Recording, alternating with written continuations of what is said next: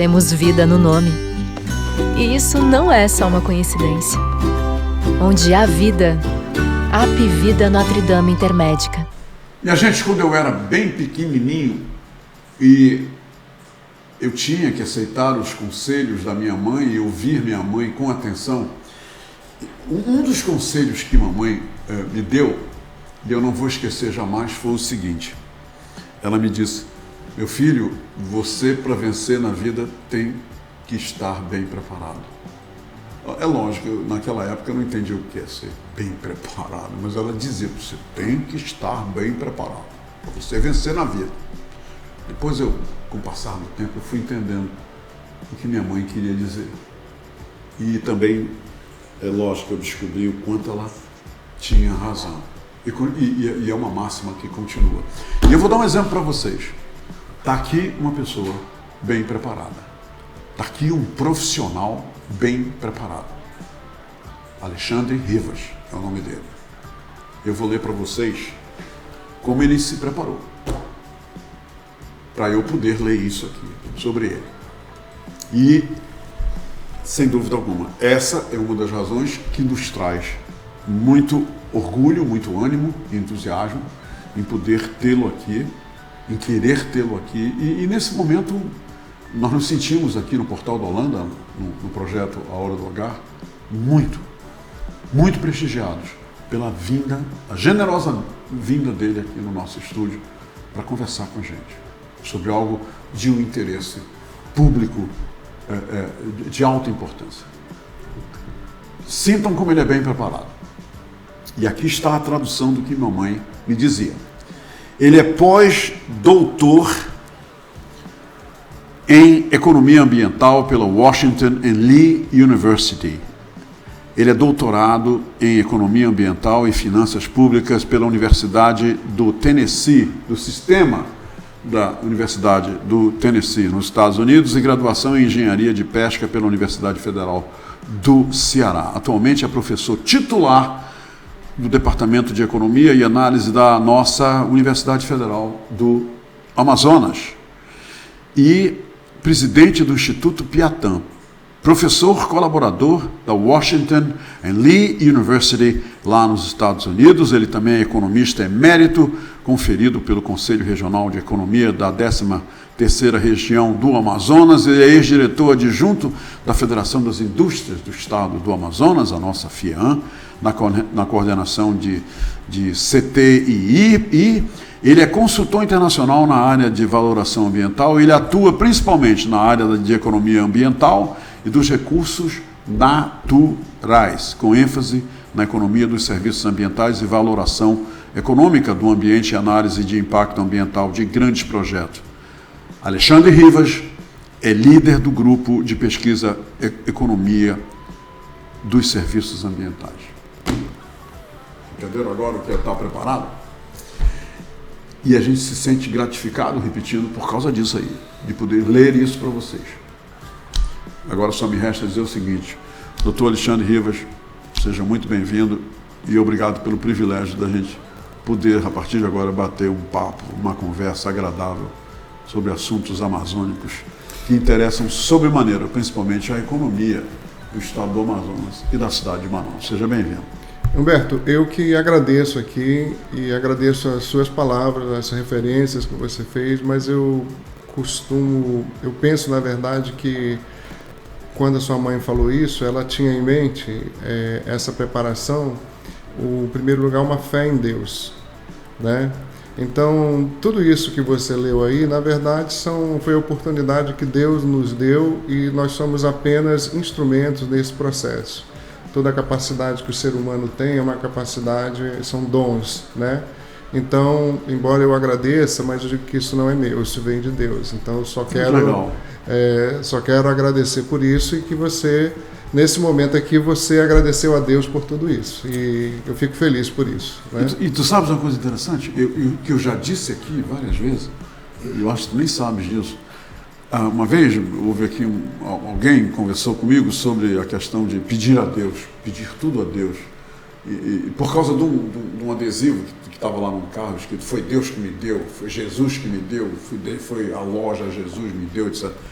E a gente conversando aqui, e eu disse o seguinte, que Deus não dá nada para ninguém, ele não dá absolutamente nada para ninguém. O que Ele dá é a oportunidade para cada um de nós, foi exatamente o que você falou, a oportunidade para cada um de nós nos aperfeiçoarmos, nos prepararmos, para a gente comprar a casa, o carro, a loja, comprar tudo, porque eu acredito piamente, só para ratificar isso que você falou, que nós estamos aqui, e foi por isso que Ele nos colocou aqui, para brilhar. Todos nós estamos aqui para brilhar. E é uma questão da nossa decisão. Bacana o que você falou. Obrigado. Mas entende, essa na verdade é a realidade. A gente muitas vezes acha que de repente um currículo desse aí é um super. Não é. Isso aí é uma coisa da vida, né? A coisa divina vai muito mais além disso aí. Mas isso aqui também pode servir como exemplo para a nova juventude, para aqueles que amanhã estarão formando as novas gerações de economistas e que possam ter um igual ao seu. Né? Isso é como a gente vai demonstrando, é uma das maneiras que a gente pode demonstrar, né? E produzir o bem, né? Porque a gente precisa, na verdade, estudar. Estudar, a gente tem que estudar o resto da vida, né? A gente tem que estudar sempre, né? Sempre tem alguma coisa para estudar. E obviamente que isso aí, as pessoas, os jovens principalmente, que na sociedade como a gente vive hoje está bem complicado, né? Há um desvirtuamento muito grande dos bons objetivos, da essência do ser humano, né? Hoje é tudo muito progressista, e aí há um entendimento do que é esse progressismo, né? E o que é aquilo que é verdade. Então, é uma discussão importante que vai mais a fundo, mas que serve para a gente tratar de coisas que nós vamos tratar aqui, né? Vamos tratar dos assuntos de interesse do Estado, né? E ver como tudo isso pode contribuir para gerar as condições para que a gente, efetivamente, como sociedade, possa crescer. Muito bem. Então vamos lá. Vamos lá essas coisas, né? Primeira coisa, você é presidente do Piatã, né? E muita gente fala... Eu jamais... quer dizer, não me lembro no momento alguém dizer um instituto e todo o significado do Piatã. Todo mundo diz Piatã, ele é presidente do Piatã. Humberto, tu vais conversar com o Alexandre Rivas, presidente do Piatã. O que é o Piatã? O que significa Piatã e qual é a missão do Piatã? Tá, o nome Piatã surgiu, é uma sigla, né, que surgiu da primeira versão do projeto Piatã. O projeto Piatã, então são duas coisas, vamos falar aqui. Existiu o projeto Piatã, que depois se tornou o Instituto Piatã. O projeto Piatã foi um projeto que nasceu dentro da Universidade Federal do Amazonas, da UFAM, né, e que se chamava Potenciais Impactos no Transporte Fluvial de Gás e Petróleo na Amazônia. Dois pontos. Ainda bem que tem essa palavra. Subsídios para planos de contingência, avaliação de risco, blá, blá, blá. Piatã significa tudo gigantesco, né? Então, acabou que, na época de apresentação da proposta, era preciso identificar o projeto com 5 letras apenas. E aí era uma exigência da proposta. Então ficou Potenciais Impactos no Transporte da Amazônia. Pronto, Piatã. Mas o nome, por extenso, ficou isso aí. E aí o projeto Piatã, ele teve 5 ciclos de financiamento, né? Começando com a FINEP e depois com a FINEP e Petrobras. Por 12 anos a gente trabalhou com esse financiamento. Só que no meio desse caminho aí, a gente precisou avançar e aí tivemos que criar uma organização sem fins econômicos e aí já com personalidade jurídica própria, né, CNPJ, que é o Instituto Piatã, que é o que vive até hoje. Então, hoje o Instituto Piatã ele é independente, ele é uma organização que atua por seus próprios meios, né? Ele não é mais conectado ao FAM, como foi originalmente. O projeto Piatã já acabou. Ok. E que atores atuam em nome do Piatã hoje em dia? O Instituto Piatã, o nome dele continua grande, mas ficou melhor, né? É Instituto de Inteligência Socioambiental e Estratégica da Amazônia. Então, o nosso, vindo aqui, inclusive com a ideia da missão, que você perguntou, eu acho que o nosso nome forte aí está o socioeconômico e estratégico, inteligência estratégica. São esses 2 nomes, né? Primeiro porque a nossa visão de trabalho sempre foi, desde o começo, Humberto, foi a visão antropocêntrica, né? Ou seja, aquela visão em que o importante é o ser humano. Deus, quando fez o mundo, fez o homem e o mundo para servir ao homem, não ao contrário. Então, existe toda essa preocupação aí com a questão da sustentabilidade, que é uma definição que nós não usamos corriqueiramente, que o que nós pensamos é que os recursos são para ser usados de maneira responsável.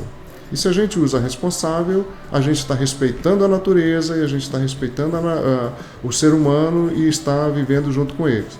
Então, por isso, o nome ficou como inteligência estratégica, porque em qualquer lugar a inteligência é importante, mas na Amazônia nós precisamos ter inteligência estratégica, coisa que nós ainda não temos suficiente.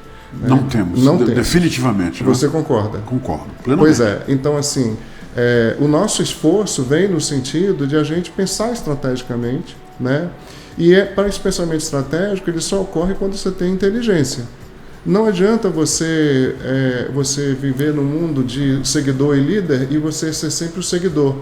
Porque o seguidor, você vai seguir o líder que tem uma estratégia diferente, uma inteligência diferente. E você, a menos que não seja estratégico para ser o segundo, você simplesmente é um seguidor, né? Mas você não consegue ser estratégico se não tiver antes um plano inteligente. De jeito nenhum. De jeito nenhum. Você pode, como eu falei, você pode até ser o segundo ou terceiro, mas dentro de uma estratégia. E isso em todas as atividades, né? Exatamente. O cara que dirige o Uber, o cara que dirige a taberna, o que dirige uma grande empresa, se ele não tiver a inteligência realmente dando norte à sua estratégia. Exatamente. Então daí o nome inteligência socioambiental, muito bem. Né, estratégica da Amazônia, porque nós estamos tratando de um ecossistema e no projeto Piatã nós atuamos em vários lugares na Amazônia, Acre, Rondônia, chegamos a atuar no Pará, na costa oceânica do Pará, né? Tivemos o convite para atuar no Peru, né? E aí a coisa daí para frente ficou mais complicada, mas assim, por isso que nasceu a Amazônia. E a Amazônia também porque nós temos a visão, procuramos ter a visão de mundo, não a visão da coisinha pequenininha ali, sim, entendeu? Só da nossa tapioquinha, não, né? A gente procura ter uma visão de mundo, né? Então a gente está num contexto, nós somos players, nós somos agentes na economia global, nesse mundo, né? E a gente precisa atuar mais fortemente com inteligência nesse processo. Muito bem. Vamos agora então tratar de um assunto que recentemente Manaus tomou conhecimento da população de Manaus e do Brasil, que é justamente a realização da segunda FESPIM. Isso. Né? E eu participei eu até tive uma atuação na primeira FESPIM, mas também eu circulei como parte dos acontecimentos todos. Você poderia nos dizer quais foram os resultados da primeira FESPIM? Por que a primeira FESPIM? O que é a FESPIM? E ao mesmo tempo dizer se foram justamente esses resultados que motivaram, que estavam aí no aquecimento para que fosse lançada a segunda FESPIM, como foi, e depois a gente fala mais sobre o lançamento. Tá, a FESPIM, o nome dela é Feira de Sustentabilidade do Polo Industrial de Manaus, né? Então, do Polo Industrial de Manaus. Polo Industrial de Manaus, né? E qual foi a proposta de criação da FESPIM? Nós temos uma economia forte, forte assim, vamos guardar as proporções, nós temos uma economia local forte, a economia que é do Polo Industrial de Manaus, né? Pujante, né, com um papel importante nessa parte aqui da Amazônia. E nós temos o tempo todo os ataques, né, as críticas, né, atuando no polo, né, e que isso aí a gente ataques oriundos, logicamente, lá de baixo, lá do sul, principalmente. Eu costumo dizer o seguinte, o ataque vem de fora, as críticas estão de dentro. Interessante. Entendeu? Entendi. Então, assim, nós temos as críticas, temos os ataques, né? E nesses ataques, a gente sempre ficou na defensiva, né? Então, a gente sempre leva o impacto, defende, vai tocando e vai tocando, né? Então, assim, a gente precisava mostrar, né, efetivamente o que é o Polo Industrial de Manaus. Para fora e para dentro. Para fora para e para os de fora e os de dentro, e a importância disso numa perspectiva de planeta, não só numa perspectiva nacional, mas obviamente a gente tem que começar local isso aí, né? E aí, junto com o Orsini, né, o Orsini Júnior, e mais o Sérgio Santos, nós fizemos em 2019 a FESPIM, que foi no Estúdio 5, que foi uma feira, conceito. Ela não foi uma feira de negócio. Você pode explicar o que é uma feira conceito, Riva? A feira conceito, vou obviamente usar a FESPIM, é uma feira onde você apresenta uma ideia, uma proposta, né, que está relacionado a algum aspecto relevante ou desejado que precisa ser mostrado, né? Então, qual é esse aspecto relevante que precisava ser mostrado? Era o Polo Industrial de Manaus, né? Então, se do ponto de vista das críticas nós temos argumentos que o polo não foi suficientemente forte para resolver os problemas urbanos da cidade, não foi responsável por ajudar a amenizar... Isso é uma crítica interna, né? Daqui, né? Amenizar o impacto da força do desmatamento, né? Então nós temos que mostrar que, gente, ó, vamos ver o seguinte, que se hoje nós estamos aqui, né? Se hoje você leu esse currículo aí, né? Eu devo isso em grande parte, e nós devemos, talvez você também, a existência do Polo Industrial de Manaus.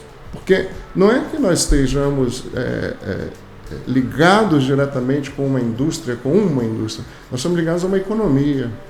E essa economia gerou oportunidades para um monte de gente nesse estado. Sim. Um monte de gente, né? Então, eu me lembro que uma vez uma pessoa numa entrevista me perguntou assim, mas quais foram os benefícios do polo e tal? Aí eu perguntei assim para a entrevistadora, eu disse, onde você nasceu? Em Manaus. E os seus pais? Eu não vou falar o nome do interior, não, que ela vai saber. Mas lá no interior do Amazonas, eu falei, e você está fazendo o que aqui agora? Eu estou aqui lhe entrevistando. Pois é, então você só está aqui lhe entrevistando porque os seus pais vieram lá no interior do Amazonas para cá e deram oportunidade para você estudar, para você estar aqui. Esse é um benefício do polo. Ele acontece sem problemas? Não tem nada. Se o polo fosse perfeito, nós seríamos perfeitos. Porque o mundo é imperfeito porque nós, seres humanos, somos imperfeitos, né? Então a FESPIM, ela vem com esse conceito, né, para dizer assim, olha, vamos olhar diferente.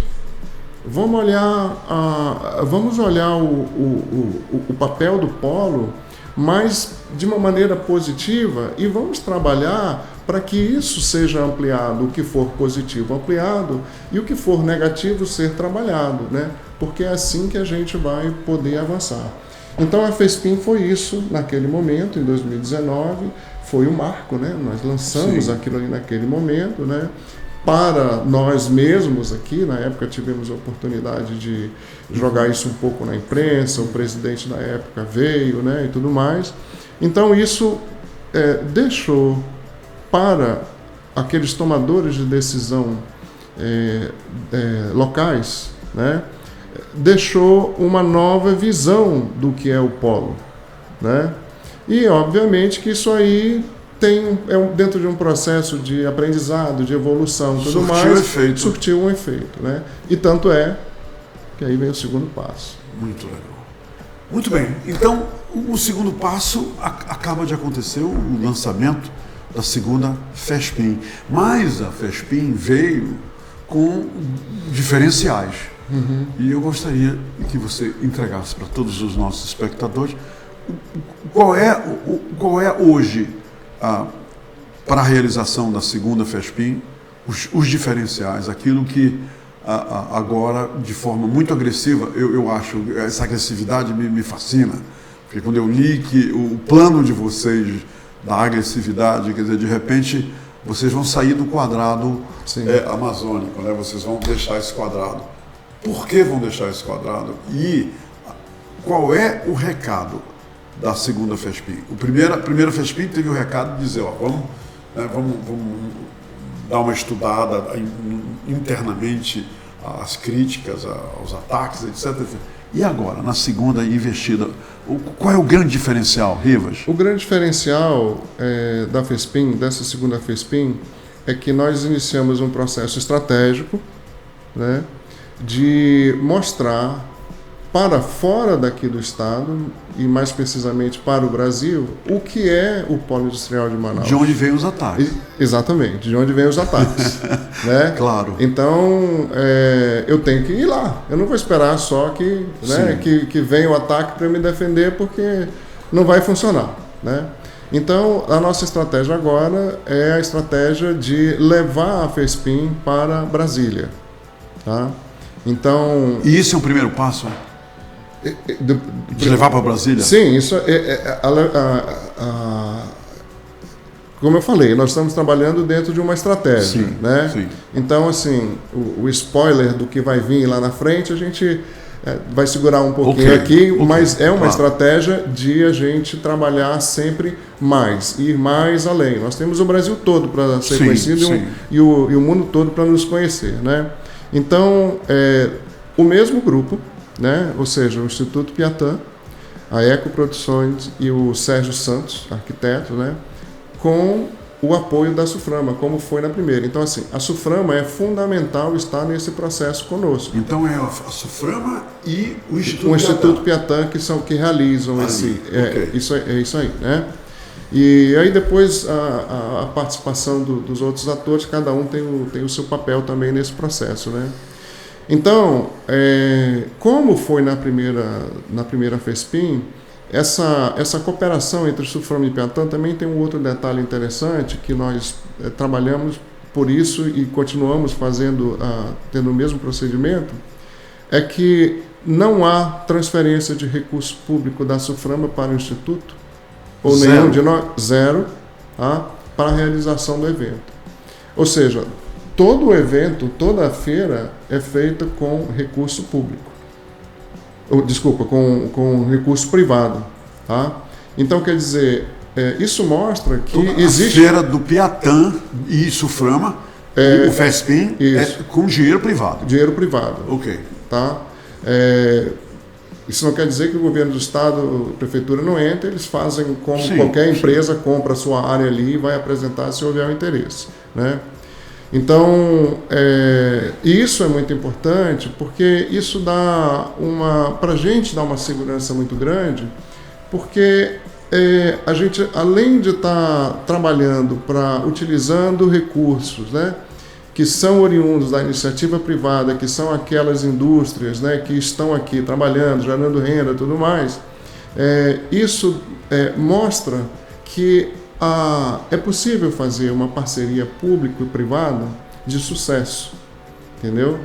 E a gente está trabalhando dentro dessa linha aí, porque para a gente o que a gente quer mostrar é exatamente que as coisas podem funcionar. E vale a pena repetir, mostrar lá fora. E agora fora daqui. Lá fora. Fora daqui, né?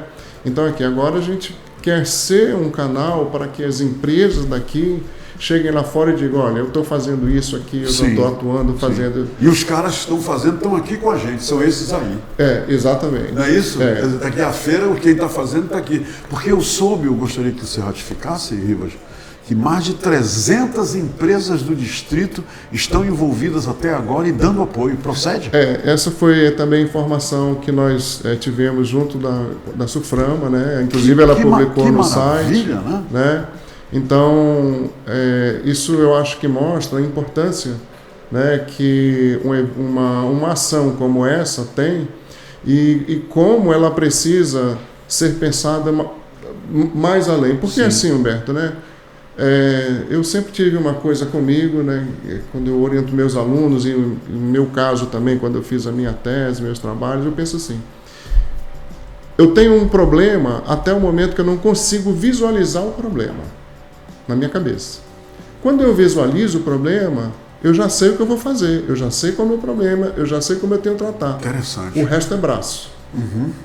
Então, assim, a estratégia nossa, FESPIM, está acontecendo, vai acontecer, agora nós estamos operacionalizando. Mas a gente já tem que estar pensando lá na frente. Claro, né? claro. Já tem que estar pensando lá na frente. Então, assim, seria importante que as instituições, os órgãos, as empresas do Estado utilizassem esse espaço para poder mostrar... Quer dizer, ainda há possibilidade de adesão de não, para essa segunda? Não, ainda há, sim. Ainda está sendo trabalhada a questão, Sim, está sendo fechado alguns detalhes operacionais e tudo mais, né? Mas há, sim. Mas eu digo o seguinte, que é uma oportunidade, por exemplo, uma característica da FESPIM importante é que nós temos, são duas linhas de ação, né? A primeira, que é aquela que mostra os produtos da empresa. Nós vamos ter, inclusive, esse ano, nós vamos ter um Duty Free lá em Brasília, né, com os produtos daqui. Por exemplo, a Honda vai levar suas motocicletas para ter uma área de Duty Free lá direto. E vende livre de impostos lá do DF. E outras empresas farão a mesma coisa? Está sendo trabalhado isso aí, né? Para quê? Isso é exatamente para estimular as pessoas a comprarem num preço mais baixo. Mas à medida que elas compram, elas começam a ter a consciência de que aquele produto foi produzido lá no estado do Amazonas. Exatamente. Entendeu? Exatamente. Lá no estado do Amazonas. Grande sacada. Né? Grande sacada, Rivas. O outro aspecto da FESPIM é o aspecto das palestras, né? Que aí eu diria assim que a gente puxa mais para o lado da inteligência. Né? Sim, sim. Porque a economia do Amazonas tem o Polo Industrial de Manaus, a Zona Franca de Manaus, o comércio de Manaus como realmente motores importantes. Mas o mundo está passando por uma modificação e nós já deveríamos ter começado há mais tempo analisar quais são as nossas alternativas. Que a gente, E tu estás falando que é modificações tecnológicas, avanços tecnológicos? Eu estou falando de, por exemplo, mineração. Ok. Eu estou falando de biotecnologia. Sim. Tá? Eu estou falando de ciência e tecnologia, eu estou falando de estratégias, de políticas para a própria manutenção e ampliação do Polo Industrial de Manaus. Então, nós vamos ter, em paralelo, mesas redondas. Sim. E estamos, então, convidando pessoas dentro desses 4 temas para que a gente possa conversar com eles, né, e esse assunto possa ser trazido para a plateia de Brasília, né, para a audiência de Brasília. O alvo é a plateia de lá. De lá, né? Então, assim, me perguntaram já, mas o que tem a ver mineração com a FESPIM? Eu digo, bem, depende de como você vê as coisas, né? Você usa o celular da marca X, YZ, que é produzido no Polo? Uso. Então, dentro desse celular, todas as conexões são em ouro. É verdade. São em ouro. Touché. Então, você não precisa falar mais nada. Então, claro. E nós somos... Aí você começa o desdobramento da história. Sim. O estado do Amazonas... Aí gera uma reflexão ao indagador imediatamente. Exatamente. Né? Então, é o touché mesmo, é o que você falou. Touché mesmo. E por aí vai, né? Quer dizer, as coisas são conectadas dessa forma, mas, como disse Saint-Exupéry, né? O essencial é invisível aos olhos, né? Então, assim, a gente usa esses equipamentos todos, isso está nas máquinas, em tudo que a gente usa. A gente carrega por aí, mas não vê. Tudo, né? Mas não vê. E aquilo ali é essencial para que a coisa funcione, né? Então, assim, esse segundo componente, ele é mais, eu diria que ele é mais reflexivo, a proposta dele é provocativa, né? E para refletir sobre assuntos que nos são importantes, mas que não estão na pauta, entendeu? Uhum. Então é isso que a gente procura fazer, obviamente que a gente procura tratar de um nível técnico maior, né? Sim, mais elevado, né? Porque a gente precisa, na verdade, ir mais a fundo nessa visão mais estratégica que o Polo precisa ter, né? Isso é uma provocação também, obviamente, para as políticas e políticos do Estado, né? Não deixa de ser, sim. Para que a gente, vamos, o que a gente vai fazer? Vamos agir, vamos nos mexer. Então, nós estamos assim, a feira é desenhada dessa forma, né? Então nós vamos ter 3 dias, uma abertura no dia 7. Qual é o mês?